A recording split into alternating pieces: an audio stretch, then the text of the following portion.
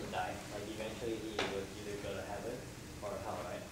But like since, right? But like since God wants pretty much everyone to go to heaven, well, he wishes, he sincerely hopes that everyone would go to heaven, although he know that that might not necessarily be the case.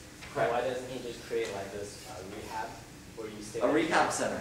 Yeah, like you stay there for like, let's say 1,000 years, and then like you learn about like what you did wrong on earth, put you down on earth again, and you just keep on trying until like you eventually get to heaven. Okay. I'm going to answer your question first by talking about your type of question, and then I'll answer your question. Does that sound okay? Yeah. Okay. So he's like proposing a new idea for God.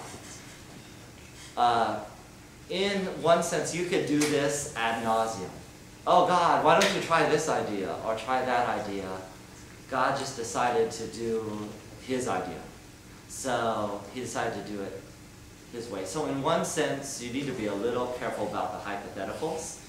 Because you probably think, if you're pretty smart, think of like an infinite number of ways God could have done an infinite number of things. He decided to do it a particular way. Doesn't mean that way is bad or good. It's probably good because he thought of it. Your rehab center, now we get to your question, is earth. And so that's your chance to figure it out in God's mind. That you've got your lifetime, and you got to figure it out in your lifetime. He gives you some opportunities to figure that out. People talking about him to you in various media. And then two things I kind of put in a similar category. Your conscience. So your conscience hopefully is directing you through moral things ultimately to God. Or that God could exist that you're thinking in your mind.